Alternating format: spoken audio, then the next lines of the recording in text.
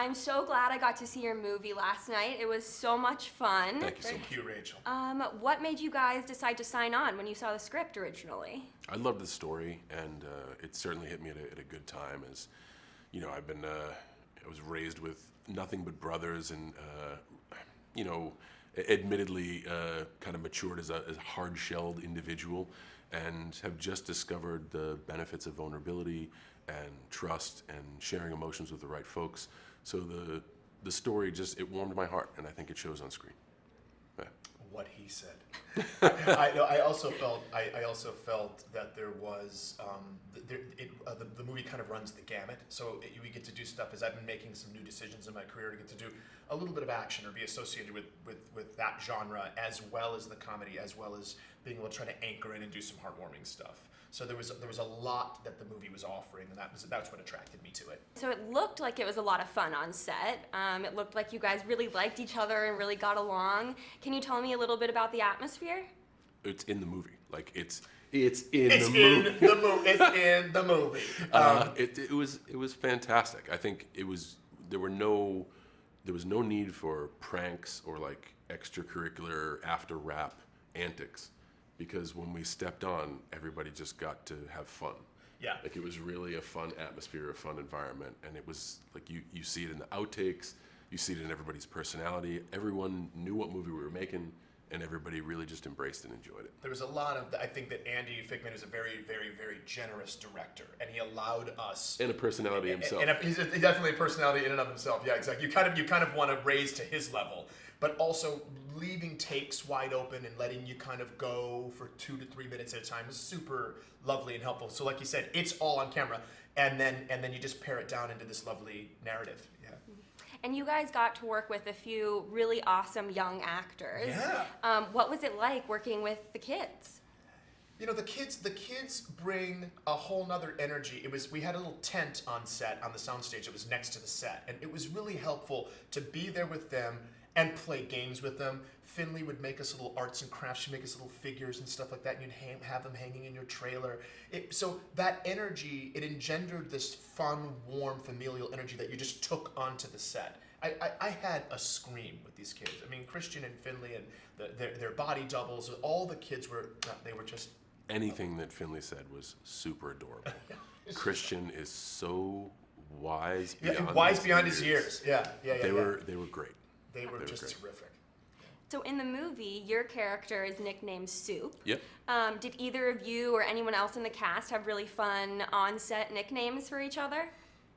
No, man, I would always refer to you as Keegs. Yeah, Keegs. Everyone people calls me Keegs. Legs. Oh, John. Yeah, it's so funny. We've always talked about. It might have been my wife who said it. One day there has to be a movie that has Johnny Legs and Joey Pants in it. Joe Pantoliano and John Leguizamo should be in it. So we call him Legs.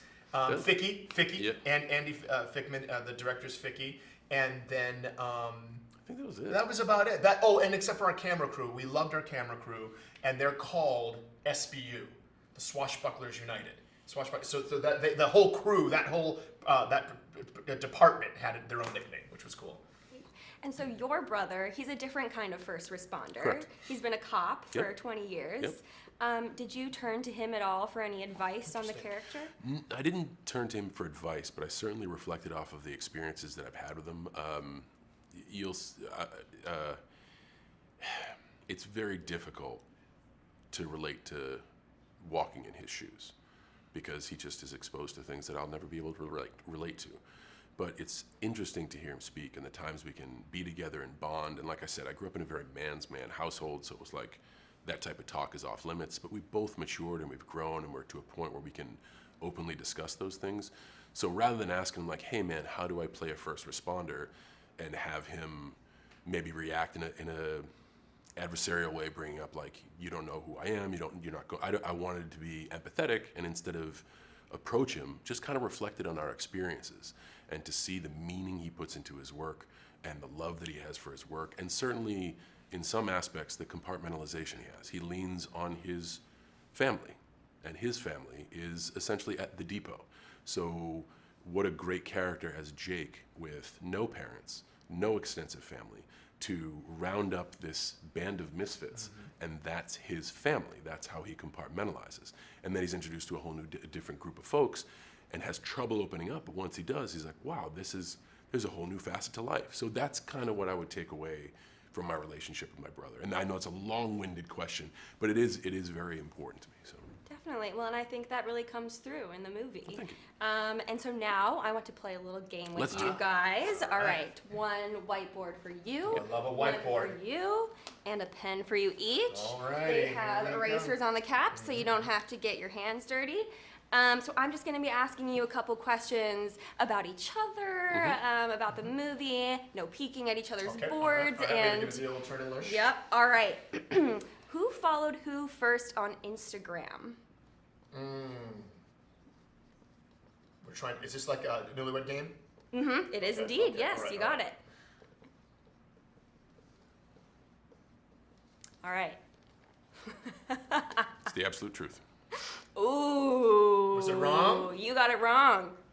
Oh. You didn't even make the cut. Wait a minute. Oh, I'm sorry. You're right. Because Check it I out. follow you.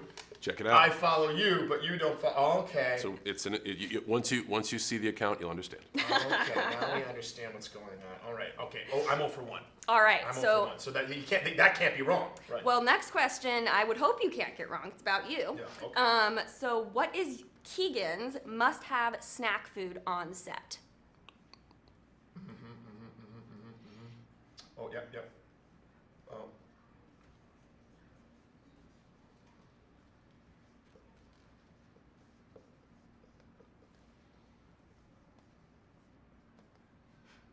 Got some long answers here. I like it. Cheating a little bit. I think that John knows this.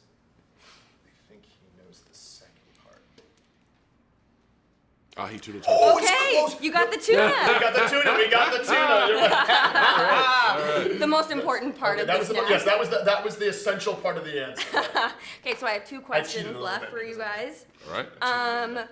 Who do you think was the other's first celebrity crush? Oh, okay, all right. So I'm who gonna do you think say- John's was, and John, who I'm do you think gonna Keegan's say- was? I don't know why this is coming to me, but I'm just gonna write it down anyway. I don't know why I'm saying this. That can't be right. This can't be right. You're right. He's such a young soul to me that I'm like, Oops, you did it again. oops, you did it again. I am losing. I would- This one's right. Andy Fickman. Oh yeah, no, the love of my yeah. life. Andy Fickman. Yes. So who were they actually? John, who was your first celebrity crush? I think the very first actress that caught my attention.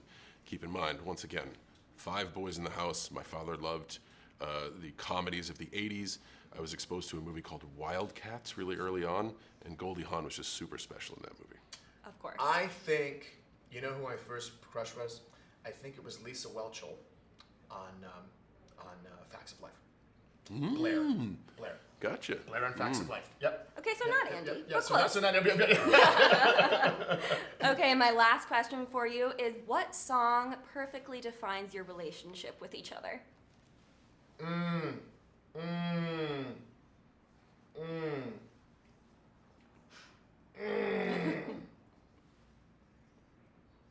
John knows. Yeah, He's John's good got guy. it. Oh God, I am coming up blank here. What did he write? What did he write? Oh no! Wait a minute. Hold on. Pressure's on. Let's pretend like. Look, okay, hold it. Pretend like this isn't happening. Hold on. He literally could just peek at mine. Yeah. But that's okay. That's all right. Maybe it inspired him. Hold on, wait. I'm gonna act like I'm just finishing. Yep, so- Ready? And 3, 2, 1. 1. Huh? Oh my God! We did it!